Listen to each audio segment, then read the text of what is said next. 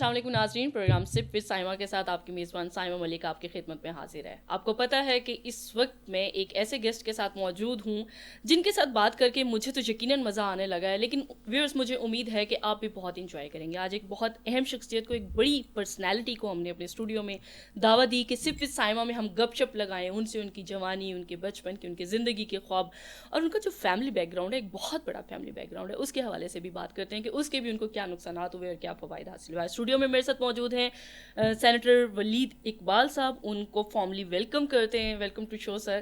سر آپ کیسے ہیں؟ تھینک یو کہ آپ ہمارے پروگرام کے لیے اپنے وقت نکالا. سر ہمارا پروگرام جو ہے وہ سیاست سے اور عوامی نوعیت کے جو ایشوز ہیں اس سے تھوڑا سا ہٹ کے ہے.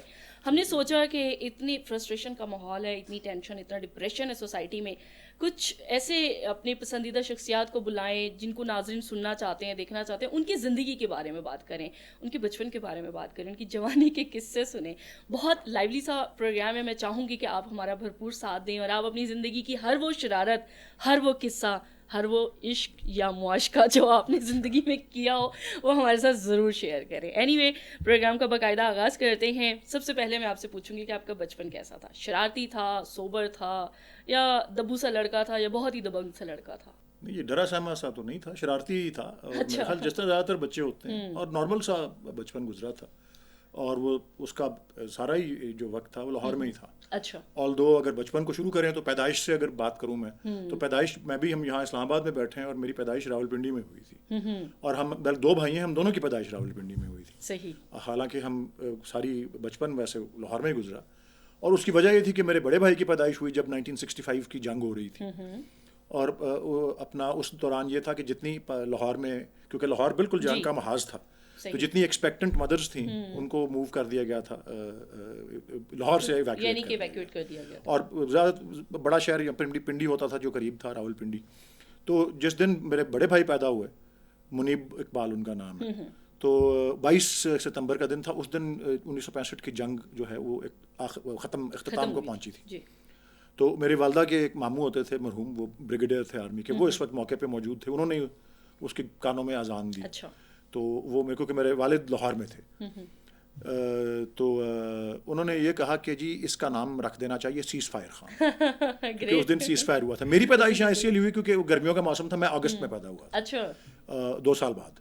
اور میری، کیونکہ گرمیوں میں یہی ہوتا تھا ہمارے، اور میرے بھی بچپن میں تھرو آؤٹ یہی ہوتا رہا کہ ہم گرمی کے سیزن میں، چھٹیوں میں، اور جب لاہور میں شدت پوری اپنے عروج پہ ہوتی تھی گرمی، تو ہم اکثر یا ایبٹ آباد میں ہوتے تھے یا نتھیا گلی میں یا ایسی کسی جگہ پر، کیونکہ میرے جو والدہ کے پیرنٹس تھے انہوں نے وہاں پہ اپنے سمر ہوم بنایا ہوا تھا. اور وہاں پہ بھی ایبٹ آباد میں بھی اور نتھیا گلی میں بھی. نتھیا گلی تو بہت زیادہ پاپولر ہو گیا کیونکہ پرائم منسٹر کو بہت پسند ہے، لیکن ہم بالکل چھوٹے چھوٹے ہوا کرتے تھے. اور بہت سا بچپن وہاں کی پہاڑیوں میں، اور وہاں پہ گدھوں پہ ہم سواری کر رہے ہوتے تھے، اور وہاں میلے لگ رہے ہوتے تھے، اور وہ سارا کچھ سلسلہ تھا. یعنی کہ لاہوری ہونے کے ساتھ ساتھ آپ نے یہ پنڈی کو اور ہلی ایریاز کو بھی ہلی ایریاز کو بہت دیکھا. پنڈی میں بھی کچھ ہمارے عزیز تھے، تو ہم یہاں پہ بھی گزرتے ہوئے جاتے تھے. جب جی ٹی روڈ سے آتے تھے لاہور سے، موٹر وے تو بعد میں بنی، تو یہاں راولپنڈی میں اپنا جرنی کو تھوڑا سا وقفہ کر کے آگے پھر ایبٹ آباد یا مری یا نتھیا گلی. سب سے کم مری گئے ہیں، بلکہ زیادہ نتھیا گلی اور ایبٹ آباد جاتے تھے. اور میں نے جس طرح عرض کیا، اگست کا مہینہ تھا، تو میری والدہ گرمی سے بچنے کے لیے کہیں نتھیا گلی میں تھی. تو میری آمد کا ٹائم ہو گیا، تو بس وہ جب وہاں سے چلیں تو وہ پنڈی تک ہی پہنچ سکیں. اچھا. اور لاہور نہیں پہنچ سکی. ارادہ لاہور جانے کا تھا. تو میری بھی پیدائش اس لیے راولپنڈی میں. لیکن میں نے جس طرح عرض کیا، بچپن بالکل پورا شرارتی تھا. اور بلکہ یہ بھی اسکول میں سہنا پڑتا تھا اکثر کہ دیکھیں بچے تو شرارت کرتے ہیں، اور اگر آپ کا نیچر ایسا ہو کہ آپ شرارتی ہیں، تو پھر جس طرح میں نے ڈسکرائب کیا کہ جی میں وہ سہما ڈرا بچہ یا سوبر بچہ نہیں تھا، میں بالکل کھلا اعتراف کر رہا ہوں. تو پھر یہ ہوتا تھا کہ شرارت کرتے تھے، تو ہم ایچ ایس این کالج میں لاہور میں تھرو آؤٹ پڑھا ہوں. تو ٹیچر مار مور تو تھوڑی بہت ہی پڑی، زیادہ نہیں پڑی، کیونکہ اور اس وقت اب تو مارنا بند ہے، اب اسکولوں میں مارنے کی اجازت نہیں ہے، لیکن اس وقت ہوتی تھی، اور تھوڑی بہت کوئی ہوئی ہوگی، زیادہ نہیں تھی. لیکن یہ تھا کہ ڈانٹ ضرور پڑتی تھی، اور یہ سہنا پڑتا تھا. کیا بھلا کہ ٹیچر کہہ رہی ہیں کہ جی بچے شرارت کر رہے ہیں کہ نہیں. اچھا جب میری باری آتی تھی، اچھا تم سے یہ توقع نہیں تھی. کیوں جی؟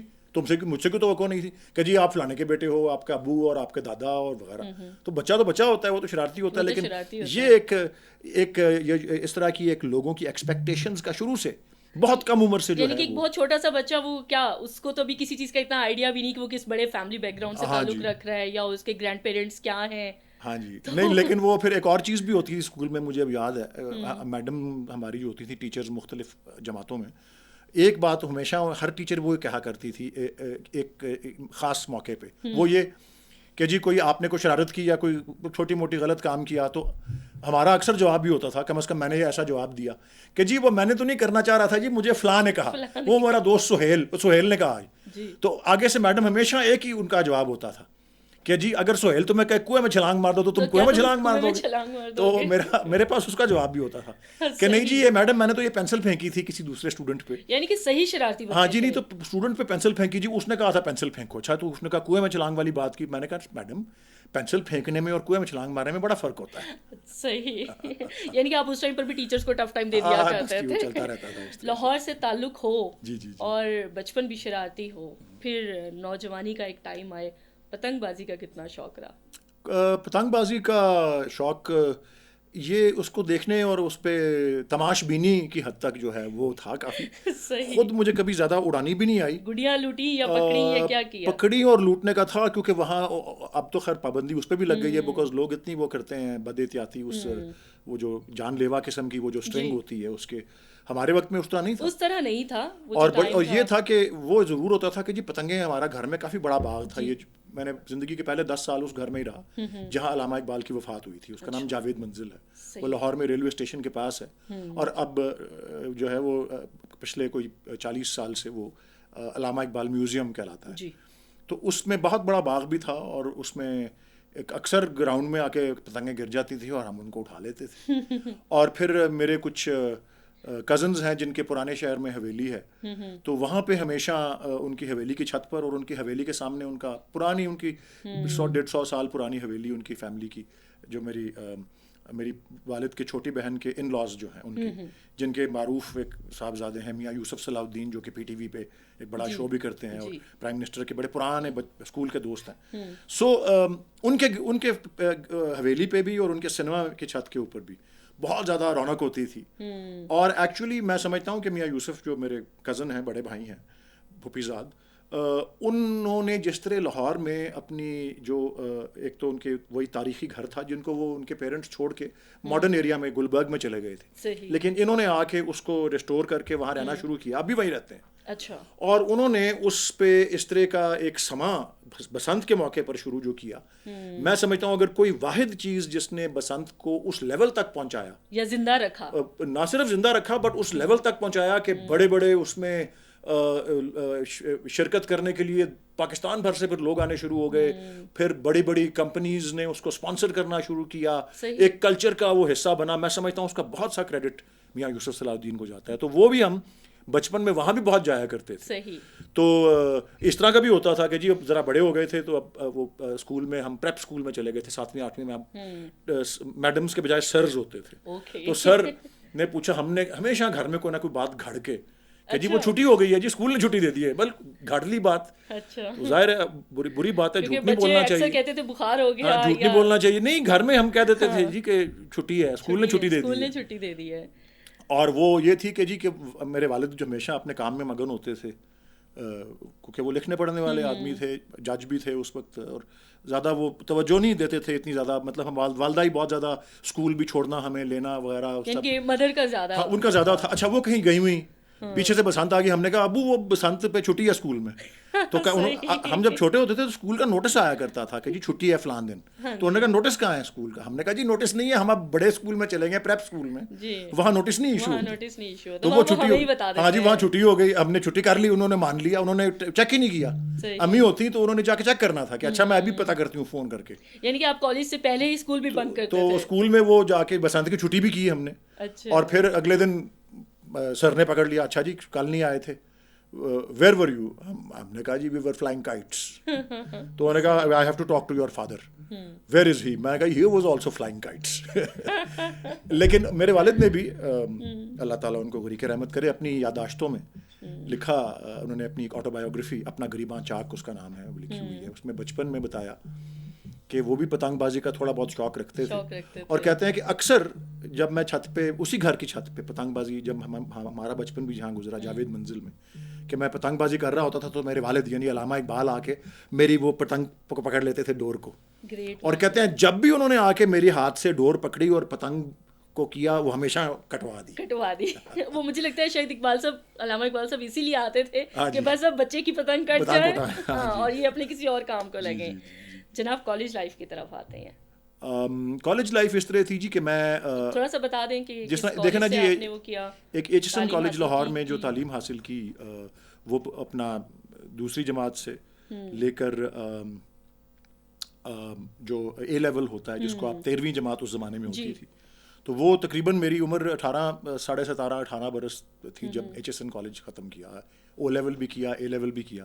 تو میں کالج لائف اگر آپ سمجھیں تو میں اس طرح سے مجھے وہ تجربہ نہیں ہوا جس طرح ہوتا ہے ہمارے بہت سے ساتھیوں کو، دوستوں کو، کیونکہ او لیولز اور اے لیولز کے جو اس کے اسٹوڈنٹس ہیں وہ بعد ٹوٹلی ڈفرینٹ ہاں ہیں۔ نہیں اس کے بعد وہ پھر یہ اگر ٹوٹلی ڈفرینٹ بھی ہیں بالکل ہوتے ہیں، لیکن اس کے بعد کہ جی ہم جی سی میں چلے گئے، گورنمنٹ کالج لاہور میں جی سی ہوتا تھا اس وقت، اور اس ایف سی کالج تھا، یہ تو بعد میں بہت سی اب آئی ہیں پرائیویٹ ادارے اور بہت سے کافی یونیورسٹیز، ہاں کافی یونیورسٹیز بن گئی ہیں، وہ لاہور اسکول اور یونیورسٹی کالج لنڈن اور یہ اور وہ اور کافی سارے آ گئے ہیں ادارے اب، لیکن اس وقت وہ والا تجربہ جو کالج کا ہوتا ہے 17-18 سال کی عمر میں آپ کالج جا رہے ہیں، پنجاب یونیورسٹی میں ہیں، وہ نہیں ہوا۔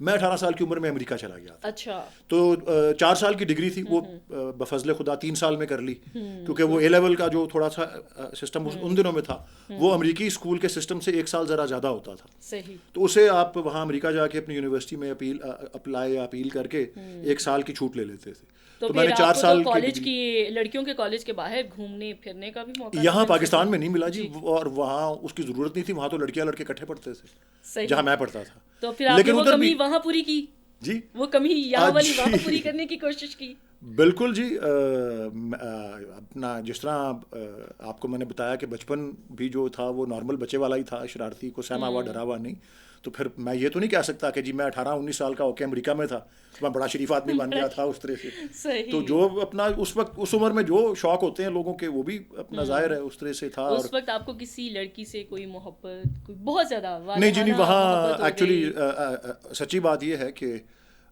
یا صرف پڑھائی تک ہی؟ نہیں جی، وہی کہ ایک تو ملک سے اتنا دور ہم تھے، یہ 80 کی دہائی تھی، اس کا سیکنڈ ہاف، مڈ یا لیٹ 1980s، ایک تو ملک سے اتنا دور امریکہ، اور اس زمانے میں فلائٹ بھی بڑی لمبی ہوتی تھی، 3 جگہ رک کے جاتی تھی، اب یہاں سے اسلام آباد سے، لاہور سے پہ بھی تھی نہیں فلائٹ، کراچی یا اسلام آباد سے امریکہ جاتی تھی فلائٹ، پہلے دبئی رکتی تھی، پھر کائرو کہیں رکتی تھی، پھر پیرس میں رکتی تھی یا فرینکفرٹ میں، 3-4 اسٹاپس کے بعد آپ 18-19 گھنٹے کے بعد امریکہ پہنچتے تھے، یا 22-23 گھنٹے لگ جاتے تھے سارے اسٹاپس ملا کر، تو اتنا دور ملک سے ہونا، پھر اچھا خاصی مہنگی تعلیم ہوتی تھی، تو اس لیے کوشش یہی ہوتی تھی شاید جب آپ گھر سے باہر ہوتے ہیں تو آپ کی رسپانسبلٹی بھی جی ایگزیکٹلی کہ جی اتنا ماں باپ کے اتنے خون پسینے کی کمائی خرچ ہو رہی ہے، اتنا دور ملک سے آئے ہوئے ہیں یہ کرنے کے لیے، تو پڑھنے کے لیے، تو بجائے پڑھنے کے کسی اور طرف لگ جائیں تو وہ بھی وہاں بھی خاندان کا یہ جو ایک فیملی بیک گراؤنڈ کا امپریشن تھا، ایک جو اثر تھا، وہ وہاں تک بھی گیا؟ آپ کو لگا وہاں بھی کہ آپ کو پہچانا جاتا؟ بلکہ جی ایکچولی اس کے بعد یہ تو میرا کالج تھا اور وہ 3 سال تھے، لیکن پھر میں کافی سال بعد اس کے تقریباً 8-9 سال کے بعد دوبارہ سے اپنے قانون کی ڈگری کے لیے امریکہ پھر گیا تھا، اور وہ میں پھر یہ پہلا کالج میں جب میں تھا تب تو یونیورسٹی آف پینسلوینیا تھی فلاڈیلفیا کے شہر میں، جو کہ پینسلوینیا کا جو ہے صوبہ یا ریاست اس میں ہے، اور بلکہ فلاڈیلفیا امریکہ کا پہلے کیپٹل ہوتا تھا، واشنگٹن ڈی سی بعد میں بنا تھا، صحیح، تو اینی وے وہاں پہ پڑھا، لیکن جب میں قانون کی ڈگری لینے گیا تو میں ہارورڈ یونیورسٹی میں گیا تھا، اس کے بعد میں نے کچھ 4-6-8 سال کام بھی کیا، امریکہ میں بھی کچھ اور یورپ میں بھی، صحیح، تو بلکہ مجھے جب میں 2011 میں سیاست میں آیا، 2013 میں قومی اسمبلی کا الیکشن جو ہے اس میں جب میں امیدوار بنا تو مجھے ایک ٹی وی چینل پہ ایک اینکر نے پوچھا کہ جی آپ ملک سے باہر تھے تو آپ وہاں کیا اس طرح کا کوئی سوال کیا جس طرح کا آپ نے کیا،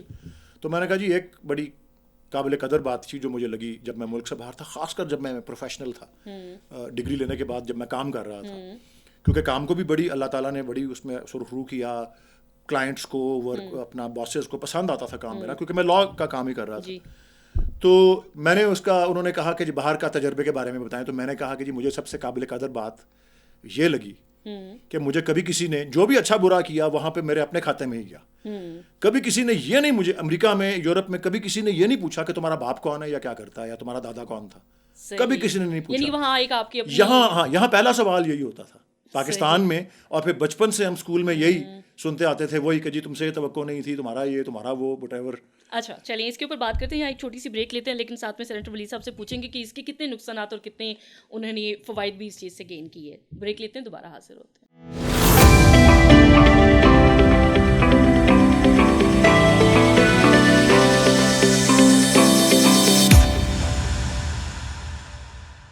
ویلکم بیک ناظرین, سپ سائمہ کے ساتھ آپ کو دوبارہ پروگرام میں خوش آمدید کہتے ہیں. پروگرام میں میرے ساتھ موجود ہے سینیٹر ولید صاحب. کسی سیاسی تعارف کے یا کسی مزید تعارف کے محتاج نہیں, آپ کو پتہ ہے کہ ایک بہت بڑی سیاسی شخصیت ہے اور اس کے ساتھ ساتھ ایک بہت بڑی فیملی جو ہے بیک گراؤنڈ اس کے ساتھ بھی تعلق رکھتے ہیں.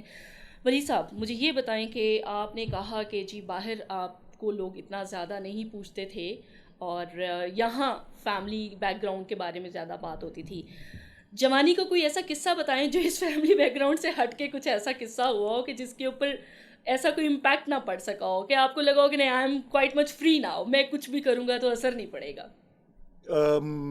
نہیں جی, ایکچولی وہ جو ایک بوجھ اور ایک ذمہ داری ہوتی ہے, اور آپ کو میں اصل بات عرض کر دوں, وہ یہ ہے کہ جب آپ ایک بہت معروف شخصیت کی اولاد ہوں, اور میرے خیال میں میرے سے زیادہ اور میرے بڑے بھائی سے اور میرے کزنز جو ہیں ان سے زیادہ جو میرے والد تھے, کیونکہ وہ ایک بیٹے تھے علامہ اقبال کے, ہم تو چلیں ایک جنریشن آگے ہیں, تو ایک معروف شخصیت کی جب آپ اولاد ہوتے ہیں تو ایک بہت بڑا آپ کے شولڈرز پہ برڈن بھی ہوتا ہے. تو اس کے بارے میں بلکہ آپ یہ بات آپ کی جو ہو رہی تھی نا کہ ملک سے باہر میں اور تجربہ وہ سارا, میں اکثر ایک واقعے کا ذکر کرتا ہوں جو میرے والد کے ساتھ جو پیش آیا تھا. جب 1949 میں 1949 میں وہ انگلستان کی لیے تعلیم حاصل کرنے کے لیے جا رہے تھے, بہت چھوٹے تھے جب ان کے والد اور والدہ دونوں کا انتقال ہو گیا تھا. والد کی وفات کے وقت وہ 14 برس ان کی عمر تھی, اور ان کی چھوٹی بہن جو تھی جو میاں یوسف صلاح الدین کی والدہ ہیں, وہ ان کی عمر جو تھی وہ کوئی 8 سال تھی. صحیح. تو علامہ نے وصیت کی ہوئی تھی کہ جب تک بہت سی چیزیں اس میں لکھی ہوئی تھیں اپنے بیٹے کے لیے, لیکن ایک بات اور جو خاص بھی تھی, جو اس کے بالکل آخری جملہ تھا کہ جب تک اپنی چھوٹی بہن کا ہمیشا خیال رکھے اور دنیا میں اس کے سوائے اس کا کوئی نہیں ہے, اور بڑوں کا احترام کرو, اور جب تک اس کی شادی نہ ہو جائے ملک سے باہر نہ جائے. تو ان کی شادی ہوئی 1949 میں, اور میرے والد اس کے بعد 2 MAs کرنے کے بعد PhD کرنے جب, اور بحری سفر پہ انگلستان انہوں نے جانا تھا. تو اس وقت, اور پاکستان ابھی نیا نیا بنا تھا, تو اس وقت پاکستان کے پنجاب کے پہلے مسلمان گورنر تھے سردار عبدالرب نشتر صاحب. اور میرے والد کو اطلاع ملی کہ جی گورنر صاحب نے یاد کیا ہے.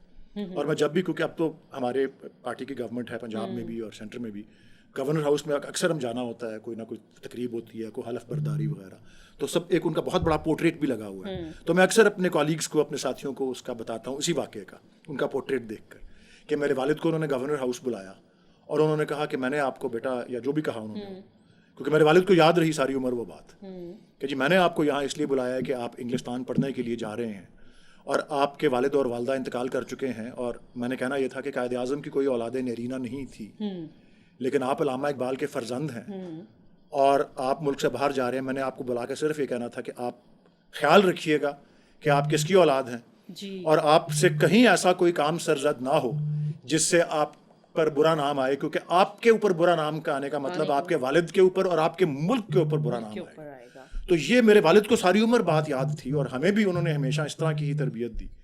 جس طرح آپ نے کہا نا کہ وہ جو آپ بات کہہ رہی ہیں کہ اس سے آزاد ہم نہیں ہو سکے, صحیح, لیکن مجھے میں نے جس طرح کہا نا کہ میں نے اس بات کو قابل قدر سمجھا کہ لوگوں کو یورپ اور امریکہ جو ایڈوانسڈ ملک ہیں ان میں اس چیز کا کوئی اہمیت نہیں ہوتی کہ آپ کس کی اولاد ہیں یا کون ہے. آپ کی اپنی اچیومنٹس جو ہیں, اور جو میں نے کہا نا جو اچھا برا کیا, اور میری کام کی بڑی تعریف بھی ہوئی, میں نے اچھے گریڈز ارن کیے, یا کلائنٹس نے بڑی تعریف کی کہ باس کو کہا یا میرے جو فرم میں کہ جی اگلی اسائنمنٹ پہ جی اس ینگ لائر کو ضرور لگانا ہماری والی اسائنمنٹ. اور یہ دنیا کی بڑی بڑی بہت بڑے بڑے بینکس اور کمپنیز ہوتی تھیں جو ہمارے کلائنٹس جو تھے. میں by the grace of God top law firms میں دونوں میں نے کام کیا, امریکہ میں بھی اور انگلینڈ میں بھی. یورپ میں بھی. سو یہ جب اس طرح کی بات ہوتی تھی تو مجھے بڑی خوشی محسوس. تو آپ کے سوال کا اگر جواب ہے بھی تو وہ یہی ہے کہ ایسی موقع پہ بڑی ایک فخر کا مقام جب ہوتا تھا کہ یار دیکھو میرے اپنے کام کی تعریف ہوئی ہے, اس کا کوئی تعلق باپ دادے سے نہیں ہے. تو یہاں ہمارے سسٹم میں کچھ اور ہے. انفرادی طور پر بھی آپ کے کام کو سراہا جاتا رہا. جی. محبت پہ اعتبار کرتے ہیں؟ لو ہوا زندگی کی کسی بھی سٹیج پہ, بھلے وہ کالج لائف ہو, بھلے یونیورسٹی جی بالکل. لائف جی ہو. وہ ہوتا تو ایک ہی دفعہ ہے, ٹرو جسے کہتے ہیں. اچھا. اور میری لو میرج ہے. جی بالکل. اور اچھا, یہ اس وقت یہ اگلا سوال تھا میرا آپ سے. جب میں یورپ میں تھا اپنی امریکہ میں آخری ڈگری قانون کی کرنے کے بعد میں 3-4 سال امریکہ میں رہا اور 3-4 سال یورپ میں. تو 7-8 سال کے عرصے کے بعد پھر پاکستان میں اور میری بیگم, ہمارا ایک بچہ ہوا تھا اس وقت اب تک, اب 3 ٹوٹل ہیں. سو وہ یورپ میں آیا تو میری وائف کا تعلق جو ہے وہ سر سید احمد خان کے گھرانے سے ہے. ماشاء اللہ, یعنی کہ ایک پہلے ایک ایسی شخصیت کہ وہ علامہ اقبال صاحب کی فیملی سے ہوں. جی. اور اس کے ساتھ ساتھ یہ کہ ان کی پیدائش اور ان کی پرورش جو تھی وہ لنڈن میں ہوئی تھی. ان کے پیرنٹس لنڈن, کراچی میں بسے تو ہوتے تھے لیکن وہ لنڈن کافی شروع میں ہی چلے گئے تھے, تو ان کے سب وہیں سیٹل تھے. جی. تو وہاں پہ میری ملاقات ہوئی جب میں یورپ میں کام کرتا تھا, بیکاز میں بہت زیادہ لنڈن میں ٹائم گزرتا تھا. تو اس کے بعد پھر اور میں نے ان کو یہ پہلی بات یہی کہی تھی کہ جی یہ ایک بات میرے ساتھ یاد رکھنا کہ میں نے اپنے وطن واپس جانا ہے, یہ میں جو بھی کچھ کر رہا ہوں یہ عارضی ہے. تو حالانکہ وہ ساری عمر باہر رہی ہوئی تھیں, انہوں نے کہا نہیں ٹھیک ہے جی میں جاؤں گی آپ کے ساتھ لاہور. اور لاہور کے ان کو نہیں تھا عادت, کیونکہ فیملی کزنز وغیرہ سب کراچی میں. بہرحال لاہور میں ہم پچھلے کوئی 15-16 سال سے اب لاہور میں ہی ہیں, جب سے میں واپس پاکستان مقیم ہوئے ہیں. تو بس وہی میں نے کہا, میرے والد مثال کے طور پہ اس کا جواب ایسا دیتے تھے, ان سے بھی پوچھا گیا تھا, یہ نعیم بخاری صاحب نے پوچھا تھا تو آپ کو کبھی عشق ہوا ہے؟ تو انہوں نے کہا جی نہیں, علامہ اقبال نے جس طرح کہا تھا کہ جو عقل کا غلام ہو وہ دل نہ کر قبول, تو انہوں نے کہا جی میں تو عقل کا غلام تھا, تو میں نے تو اس طرح سے وہ نہیں کیا. تو آپ عقل کے ساتھ ساتھ دل کے بھی تھوڑے سے غلام نکلے. بالکل جی بالکل. اور پھر انہیں اپنی شریک حیات بنا لیا آپ نے. جی بالکل بالکل. ہاں جی. اور میں آپ کو ایک اور بات بھی عرض کر دوں, میں پچھلے دنوں جب یہ بہت زیادہ یہ لاک ڈاؤن وغیرہ کا سلسلہ تھا تو میں گھر میں بند تھا, میں محصور تھا, تو میں علامہ کی زندگی پہ ایک کتاب پڑھ رہا تھا. میں نے بہت سی پڑھی ہوئی ہیں لیکن یہ بڑی خاص کتاب تھی, اور اس میں مجھے اس بات کا اندازہ ہوا کہ سر سید کے تو وہ بہت ایڈمائرر تھے. سر سید احمد خان کے گرینڈ سن علامہ اقبال کے قریب ترین دوستوں میں تھے. مجھے پہلے بھی پتا تھا کہ بہت قریب ترین دوست تھے وہ علامہ کے. سر روس مسعود ان کا نام تھا, اور میرے والد کو بچپن میں یاد ہے ان کا آنا گھر میں اور کہنا. 2 آدمیوں کے بارے میں میرے والد نے لکھا ہوا ہے کہ جنہوں کو میں نے سنا کہ جی میرے والد کے مطابق بقول میں نے سنا کہ وہ میرے والد کو اقبال کہہ کے پکار رہے ہیں, نہیں تو ادروائز سب ان کو ڈاکٹر صاحب کہتے تھے, ڈاکٹر صاحب یا سر محمد اقبال یا علامہ صاحب. تو اقبال کا نام سے مخاطب کر کے 2 شخصیات کا یاد ہے. ایک محمد علی جوہر, مولانا جو تھے محمد علی جوہر, وہ گھر میں ایک باری قیام کے لیے آئے, تو کہتے ہیں کہ میں نے ان کو اپنے والد کو مخاطب کرتے ہوئے اقبال سنا, اور دوسرے سر روس مسعود تھے. لیکن جو بات مجھے بڑی میرے دل کو لگی, میں نے پڑھا کہ روس مسعود صاحب جو تھے وہ علامہ سے عمر میں کم تھے, لیکن ایک دم اچانک سے علامہ کو خبر آئی, بھوپال میں ہوتے تھے وہ, لاہور میں وہ ان کی تحریر میں پڑھ رہا تھا کہ ان کو خبر آئی کہ سر روس مسعود کا انتقال ہو گیا, اور وہ بہت ان ایکسپیکٹڈ سا انتقال تھا. تو علامہ اپنی تحریر سے نظر آتے ہیں, میں نے جب دیکھا وہ کتاب میں, کیونکہ وہ علامہ کی اپنی تحریریں اس میں تھیں, تو وہ بہت افسردہ تھے. اور پھر انہوں نے ایک اور تحریر جو پہلے تو ان کو یقین نہیں آ رہا تھا, اور پھر انہوں نے کہا کہ اللہ کرے یہ خبر غلط ہو, لیکن پھر کہتے ہیں میں دوپہر کو گزٹ دیکھا تو اس میں آ گئی ہوئی تھی, سول اینڈ ملٹری گزٹ, تو تصدیق تو ہو گئی. تو 1 یا 2 روز بعد کا خط کہتے ہیں کہ جی میں نے ان کی بیوہ کو بھجوایا کچھ اشعار فارسی کے اشعار, یہ میں عرض کر رہا تھا میری بڑی دل کو لگی بات, انہوں نے کچھ اشعار فارسی کے سر روس مسعود کے قبر کے کتبے کے لیے بھجوائے. صحیح. اور یہ وہ اشعار تھے, علامہ خود لکھ رہے ہیں کہ یہ وہ اشعار تھے جو میں نے, اور یہ بائی دا وے علامہ کی وفات سے 2 یا 3 سال پہلے کی بات ہے, کیونکہ بہت علیل تھے, 2-3 سال بعد وہ خود انتقال کر گئے علامہ اقبال. لیکن کہتے ہیں کہ یہ وہ اشعار تھے جو میں نے اپنی قبر کے لیے سوچے ہوئے تھے, اور میں نے وصیت کر کے جانا تھا کہ یہ میری قبر کے کتبے پہ لکھے جائیں, لیکن سر روس مسعود کا پہلے انتقال ہو گیا, انہوں نے وہ اشعار ان کے لیے بھیج دیے. آپ کو اقبال کا سب سے زیادہ کلام کون سا پسند ہے, اور اگر آپ ہمارے ناظرین کو تھوڑا سا وہ سنا بھی دیں ہمارے لیے بہت ہمیں اچھا لگے گا. مجھے سب سے دیکھیں, ایک تو بہت بڑا سمندر ہے علامہ اقبال کا کلام, اور فارسی کلام کیونکہ مجھے بدقسمتی سے انفارچونیٹلی فارسی سیکھنے کا موقع نہیں ملا. اب احساس ہوتا ہے کیونکہ میں پڑھتا ہوں جب بہت سی چیزیں ان کی ٹرانسلیشن میں, تو مجھے اندازہ ہوتا ہے کہ ایک تو 60-65% ان کا کلام تھا ہی فارسی میں, اور ان کے کلام کی جو وسعت ہے اور جو مقام ہے وہ اس کا پتہ ہی لگتا فارسی کلام سے ہے ان کے. تو آپ خود ہی اندازہ کر لیں اردو کلام میں اتنی وہ گرینڈیور ہے تو فارسی میں کیا ہوگا. بہرحال وہ میں مس کرتا ہوں, لیکن جتنی مجھے اس پہ اردو پہ کمانڈ ہے اور جو میں سمجھ چکا ہوں, اور میں اپنے والدین کو کریڈٹ دیتا ہوں ان کی تربیت کو کہ بچپن سے ہمیں علامہ اقبال کے کلام سے اور دیگر شعراء کے کلام سے بھی آراستہ کیا. اور یہ بھی بتائیے کہ دور حاضر کا بھی کوئی کوئٹ آپ کو پسند جی میں وہ بھی عرض کروں گا جی. اور اسکول میں بھی ہمارے اردو کی تربیت بہت اچھی ہوتی تھی ان دنوں میں. ہمارے بہت اچھے ٹیچرز تھے 6ویں 7ویں میں کلاس میں, چھٹی 7ویں کلاس میں. بتا دیں, سوری ٹو انٹرپٹ یو, کہ جب اقبال کا کلام آپ اپنی دادا کا کلام پڑھتے ہوں گے تو پھر آپ کو کیسا لگتا ہوگا جب اگر اسکول میں دیکھیں نا ہماری بکس میں حصہ رہا وہ کلام؟ نہیں جی, اس کی میں آپ کو وجہ بتاؤں, اس میں ویسے لگا اس طرح کا یا جس طرح آپ کو لگتا ہوگا یا آپ کے کیمرہ مین کو لگتا ہوگا یا آپ کے پروڈیوسر کو لگتا ہوگا. وجہ اس کی یہ تھی کہ علامہ اقبال کا انتقال تو 1938 میں ہو گیا تھا. ہم نے کبھی دیکھا تو تھا نہیں, یا تو وہ گھر میں ہوتے نا دادا جان اور اس طرح, تو وہ اور بات ہوتی. تو ہم نے تو ان کو کبھی نہ دیکھا تھا یا کیا, ہم نے تو بس ان کے بارے میں پڑھا اور سنا تھا, ذرا زیادہ سنا ہوا تھا, پڑھا ہوا تھا, کیونکہ وہ ہمارے والد سے اس کا ذکر آتا تھا. لیکن ان کی زندگی پہ تو کتنی 4,500 کتابیں لکھی جا چکی ہیں. سو اسی طرح ہیں جس طرح اور لوگ جانتے ہیں, اور میں سمجھتا ہوں کہ وہ سب کے ہی ہیں جی. کلام جی میں آپ کو عرض کرنا چاہ رہا تھا کہ جو میرے نزدیک بار بار جو اردو کلام میں ان کے جو زیادہ مجھے اکثر میں جس سے کوٹ بھی کرتا ہوں وہ ان کی نظم ہے ساقی نامہ. اور ساقی نامہ ایک ایسی نظم ہے جو موومنٹ کو, حرکت کو سیلیبریٹ. علامہ اقبال کے نیچے حرکت میں برکت اور سکون میں موت والا تصور تھا.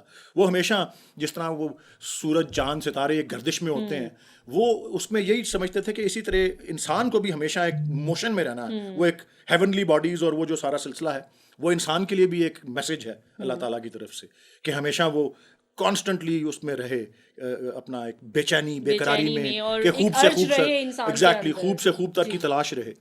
تو یہ نظم جو ہے ساقی نامہ یہ اس قسم کی چیز کو کیپچر کرتی ہے, موشن کو سیلیبریٹ کرتی ہے, موومنٹ کو, چینج کو, کریٹیوٹی کو, اور اس کے علاوہ اس میں دعا بھی ہے کیونکہ اپنے انہوں نے زندگی کے ایڈوانسڈ حصے میں لکھی تھی تو جوانوں کے لیے بہت ان کی دعا ہے. تو مثال اب میں اس کی دونوں چیزوں کو میں روشنی ڈالتا ہوں.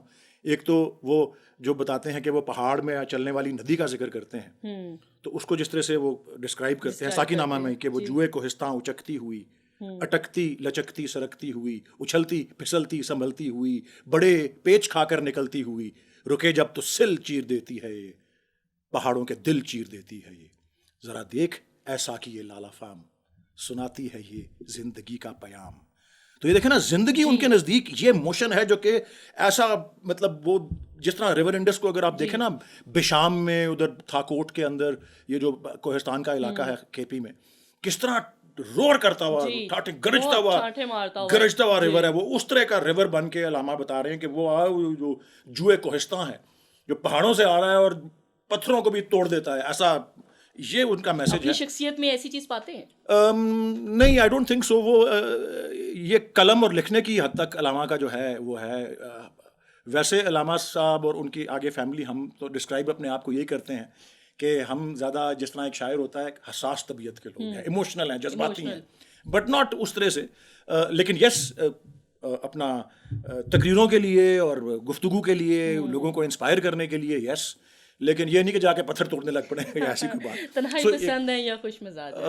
میں اس پہ آتا ہوں, لیکن میں آپ کو دوسرا حصہ بتانا بھول گیا کہ دعا بھی ہے اس میں نا ساقی نامہ میں, کہ وہ جس طرح کہتے ہیں پرانی سیاست گری خار ہے, زمیں میر و سلطان سے بیزار ہے, خرد کو غلامی سے آزاد کر, جوانوں کو پیروں کا استاد کر, تڑپنے پھڑکنے کی توفیق دے, دل مرتضیٰ سوز صدیق دے, تیرے آسمانوں کے تاروں کی خیر, زمینوں کے شب زندہ داروں کی خیر, جوانوں کو سوزے جگر بخش دے, میرا عشق میری نظر بخش دے.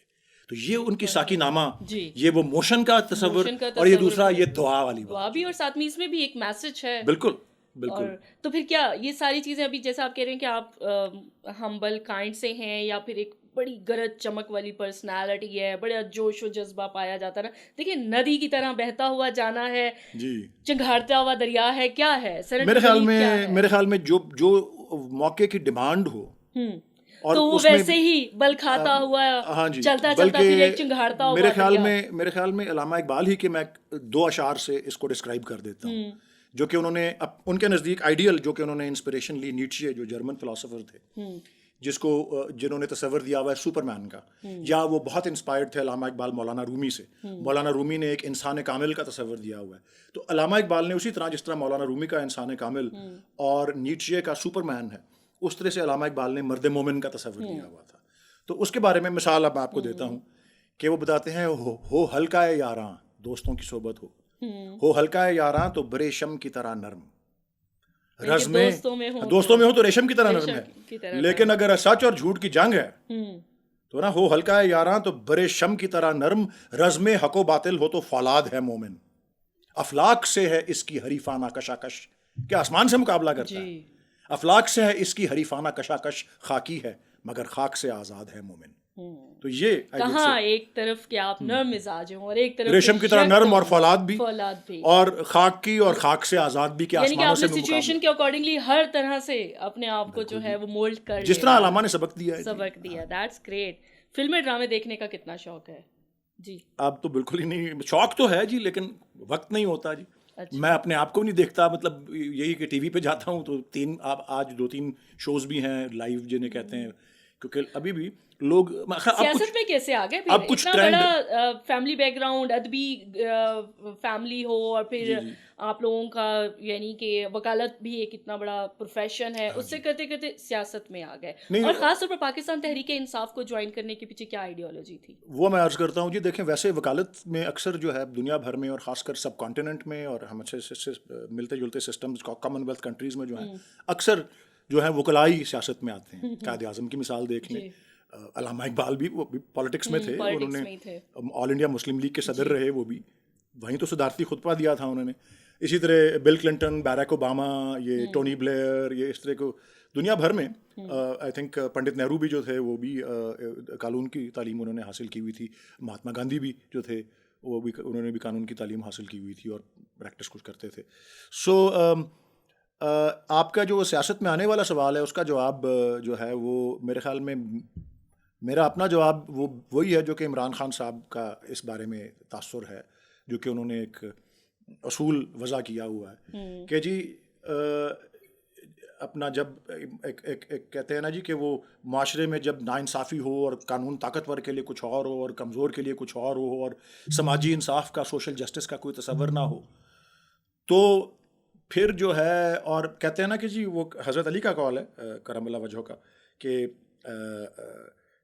کفر کا نظام تو چل سکتا ہے لیکن ظلم کا نظام نہیں چل سکتا. تو اس طرح کا اگر ماحول ہو تو ہر ایک شخص جو ہے اس کو سیاست میں آنا چاہیے, اور ہر ایک شخص سیاست میں آتا ہے سوائے 2 قسم کے اشخاص کے. یہ عمران خان صاحب کا کہنا ہے, سوائے 2 قسم کے اشخاص کے یا شخص کے, ایک وہ جو کہ بزدل ہے اور دوسرا جو خود غرض ہے.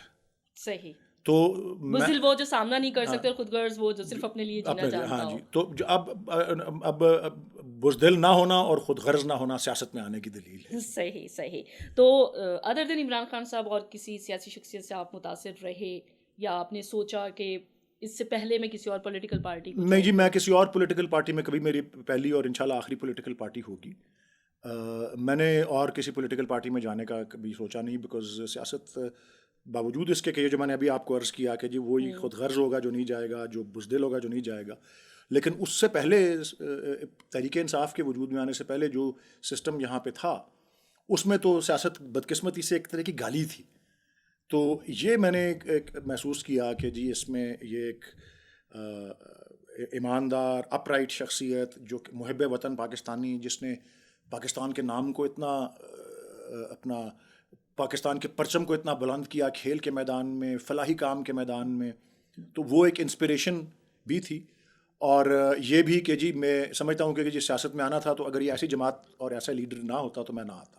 صحیح. اب یہ ہے کہ آپ نے پوچھا مجھے کہ کسی اور شخصیت, ظاہر ہے جی قائد اعظم محمد علی جناح اور علامہ اقبال ایک آئیڈیل پاکستان بانیان پاکستان ہے, لیکن میں ان کے علاوہ جتنی پاکستان دیکھیں جی, پاکستان کی سیاست کو پاکستان کے پہلے 20 سال تو میں نے نہیں دیکھے تھے, اگلے اس کے بعد پاکستان کے میں پیدا ہوا جب میں نے ہوش سنبھالا, تو میرے نزدیک ایک ہی شخصیت اور ہیں جن کی پارٹی میں تو میں نہیں گیا, لیکن میں جن سے میں محسوس کرتا ہوں کہ ان کو کریڈٹ بھی میں دیتا ہوں, میں سمجھتا ہوں وہ ایماندار شخص تھے, ان کو میں ایڈمائر بھی کرتا ہوں, اور میں سمجھتا ہوں نہ صرف کہ وہ ایماندار بلکہ کریجس جرت مند آدمی تھے.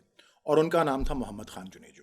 وہ پاکستان کے پرائم منسٹر تھے 1985 سے لے کے 1988 تک. اچھا, آپ ان کی ایمانداری, ان کی انٹیگریٹی, ان کی اپ رائٹنس اور ان کی کریج سے میں سر ولی صاحب ایک دو چھوٹے چھوٹے سے سوال ہیں, بڑی جلدی سے جواب دیجیے گا. آپ کی تھوڑا سا اس سے آئیڈیا ہو جائے گا کہ آپ کی مزید شخصیت کے بارے میں ہمیں جاننے کا موقع ملے گا. تنہائی کا وقت گزارنا چاہتے ہیں, کچھ فارغ وقت گزارنا چاہتے ہیں, دوستوں کے ساتھ باہر جانا چاہیں گے, کہاں جانا چاہیں گے اور کس کو ساتھ لے کے جانا چاہیں گے؟ تنہا وقت گزارنا چاہتا ہوں. کہ آپ نے پوچھا کہ مجھے تنہائی زیادہ پسند ہے؟ نہیں, آئی مین کہ کچھ فارغ وقت ہے, کہیں آپ اکیلے ٹائم اسپینڈ کرنا چاہتے ہیں, تو آپ کیا دوستوں کے ساتھ جائیں گے, فیملی کے ساتھ جائیں گے, کس کے ساتھ جانا پسند نہیں جی, کریں گے؟ میں فیملی کے ساتھ ہی جاؤں گا جی, کیونکہ فیملی کے ساتھ ٹائم بڑا کم گزرنے کو ملتا ہے. خاص کر یہ دونوں فیلڈز جو ہیں, قانون بھی اور سیاست بھی, ان کی ڈیمانڈ جس طرح کی ہر شریف انسان کی طرح آپ بھی اپنی بیگم سے ڈرتے ہیں کیا؟ جی بالکل جی. میری امی بچپن میں یہی کہا کرتی تھیں کہ ہر شریف آدمی اپنی ماں سے اور اپنی بیوی سے ڈرتا ہے. صحیح, اسی لیے یہ جب اکیلا ٹائم گزارنے جانا چاہیں گے تو اپنی فیملی کے ساتھ جی. اور ابھی بچے بھی چھوٹے ہیں تو ابھی اسکول گوئنگ ہی ہیں, اور میں اور بہت کم ٹائم ملتا ہے ان کے ساتھ. تو آپ کو اپنے بیڈ روم میں اگر کسی کی تصویر انلارج کر کے لگوانی پڑے تو آپ کس کی لگائیں گے؟ بیڈ روم میں کسی کی بیڈ روم میں ایکچولی جی ہمارا کوئی اس طرح کا رہا ہے سسٹم ہمیشہ کہ جی کم از کم فیملی ممبرس کی تصویریں تو ڈرائنگ روم وغیرہ میں. چلیں فیملی میں بڑی بڑی تصویریں ایک انسان سوچتا ہے کہ میں اپنے کمرے میں داخل ہوں, میں چاہتا ہوں کہ یہ میری سب سے فیوریٹ شخصیت ہے, اس کی تصویر. نہیں جی, میں اس سے زیادہ شخصیت سے زیادہ میری خواہش یہ ہوگی, اور میرے پاس اللہ جتنا اگر اتنے وسائل دے کہ ہمارے جو گریٹ ماسٹرز ہیں, جو مصور ہیں پاکستان نے, جن کو ورلڈ فیم ملا, ان کی کوئی اچھا شاہکار میرے پاس ہو.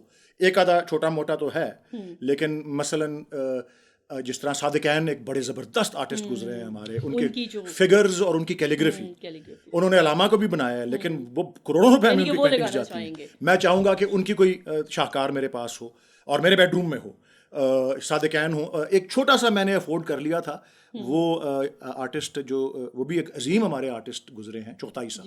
چغتائی صاحب نے ویسے بڑے اچھے فگرز بنائے ہیں. مجھے ان کے ایک پھول کا ملا پینٹنگ کوئی, اور وہ بھی کافی لاکھوں روپے کی تھی, لیکن میں وہ افورڈ کر سکتا تھا, وہ میں نے لگا لی. جمیل نقش ہمارے ایک بڑے عظیم آرٹسٹ ہیں, یعنی کہ آپ بس ان کی طرف جانا چاہیں گے, کوئی رومانٹک کسی پرسنالٹی یا جس سے کبھی آپ کو لگا ہو کہ بہت زیادہ آپ کو رومانس ہے, اور آپ ان نہیں بیڈ روم میں نہیں, بیڈ روم میں اچھا آرٹ ہونا چاہیے. اور یہ فیملی فوٹوز وغیرہ جو ہیں, پورٹریٹس, یہ ڈرائنگ میں اور اس طرح جہاں سارے مہمان آتے ہیں. آخری سوال جو میں پوچھنا چاہ رہی تھی پورے پروگرام میں, لیکن اب مجھے موقع مل رہا ہے, مجھے یہ بتائیں کہ علامہ اقبال کا پوتا ہونے کے کچھ فوائد رہے ہوں گے زندگی میں, کچھ نقصانات بھی رہے ہوں گے, جلدی سے تھوڑا سا ہمارے ناظرین کے لیے بتا جی. فوائد بھی ہیں, بالکل آپ نے درست کہا, نقصانات بھی ہیں. فوائد جو ہیں مجھے محسوس ہوا کہ زیادہ ہیں, اور پالیٹکس میں آنے کے بعد میں نے اور زیادہ محسوس کیا. وہ یہ ہے کہ پاکستان جیسا ملک اور اس جیسا ماحول ایسا ہے کہ پاکستان کے لوگ جو ہیں وہ کریو کرتے ہیں, خواہش رکھتے ہیں ہیروز کی, اور ہیروز ہیں نہیں اتنے. تو جو اکا دکا ہیروز جو ہوتے بھی ہیں, بدقسمتی سے ہم ان کو متنازع بنا دیتے ہیں. تو کم ہیروز ہیں جو متنازع ہونے سے اوپر ہیں, اور علامہ کا شمار چونکہ ان میں ہوتا ہے. میں نے یہ دیکھا ہے کہ لوگ بے پناہ عزت کرتے ہیں علامہ اقبال کی, اور میں نے یہ پالیٹکس میں آ کے, کیونکہ پھر آپ کی ڈیلنگز پبلک سے بہت زیادہ ہوتی ہیں. دیکھیں ووٹ دینا نہ دینا وہ اس میں اور بہت سے محرکات آ جاتی ہیں. تو میں نے الیکشن میں آ کے ناکامی کا بھی سامنا کیا ہے, میرے والد نے بھی کیا تھا. ووٹ ایک اور چیز ہوتی ہے, لیکن لوگوں کا ایک پیار, لوگوں کی ایک محبت, لوگوں کی نگاہوں میں عزت جو ہے, وہ جب وہ ایک ہیرو میں ایک جب ہوتی ہے, تو میں نے محسوس کیا ہے کہ پاکستان میں اس کی اولاد کے ساتھ بھی لوگوں کا ایک رویہ ہوتا ہے, وہ عزت والا, احترام والا. ووٹ دیں یا نہ دیں, لیکن عزت اور احترام والا, اور وہ پیار محبت والا. یہ میں سمجھتا ہوں, اور میں پاکستان کے عوام کو میں اپریشیٹ کرنا چاہتا ہوں, کیونکہ جس طرح سے اس محبت کا اظہار میں جگہ جگہ دیکھتا ہوں. اور اب سینٹ میں آنے کے بعد میں جاتا ہوں تو بڑے بڑے سرکاری افسر, وہ پولیس سے ہوں, ویسے اس سے ہوں, کوئی فیڈرل سیکرٹریز میں نے دیکھے ہیں, ہمیشہ دور سے سلام کرتے ہیں کہ جی آپ کے گرینڈ فادر کے ہم بڑے ایڈمائرر ہیں. بڑے بڑے افسر بھی ہوتے ہیں, عام لوگ بھی ہوتے ہیں, میرے سینٹ میں ساتھی ہیں دوسری پارٹیوں سے, کہ ٹیلی ویژن پروگرام میں بھی سب فوائد زیادہ میں نے محسوس کیے. لیکن اس میں دیکھیں ہمارے کلچر میں, اور ہمارے اس کے برعکس ہمارے کلچر میں اور ہمارے ذہنیت میں اس کے ساتھ ساتھ کم, لیکن ساتھ ساتھ ہے ضرور کہ حسد بھی بہت پایا جاتا ہے, جلسی بہت پائی جاتی ہے, مسابقت بہت پائی جاتی ہے. تو اس کا بھی سامنا رہتا ہے، رقابت کا، ہر قسم کی چیز کا. زندگی نام ہی انہی چیزوں تو کا ہے کہ میں اس کے میں یہ نہیں تاثر دینا چاہتا کہ اس کے صرف فوائد ہی ہیں، صحیح. لیکن میں ان فوائد کے اوپر زیادہ زور دینا چاہتا ہوں. نقصانات بھی ہیں. آپ نے دیکھ لیا میں نے کتنا وقت لگایا فوائد کی بات کرتے ہوئے اور نقصانات پہ کتنا کم وقت دیا، لیکن ہیں ضرور نقصانات بھی، اور ان کا بھی سامنا کرنا پڑتا ہے اور دلیری سے سامنا کرنا پڑتا ہے. بہت شکریہ سینیٹر ولید صاحب کہ آپ نے ہمارے پروگرام کے لیے وقت نکالا. بہت اچھا لگا. سینیٹر ولید صاحب کی باتیں ہی بہت انٹرسٹنگ تھیں کہ مجھے پروڈیوسر صاحب جو ہیں وہ بار بار کہہ رہے تھے کہ وقت آپ کے پاس اب محدود ہے، لیکن میں امید کرتی ہوں کہ آپ کو جو ہے سینیٹر صاحب کی جو باتیں ہیں ولید صاحب کی، اور جس طریقے کا جو فیملی بیک گراؤنڈ لے کے وہ یہاں بیٹھے ہیں، وہ ساری جو ایک انسپریشن ہے ہمارے لیے، وہ آپ نے بھی انجوائے کی ہوگی. میں نے تو ڈیفینیٹلی انجوائے کی ہے. اگلے پروگرام تک کے لیے اجازت دیجیے. اللہ حافظ.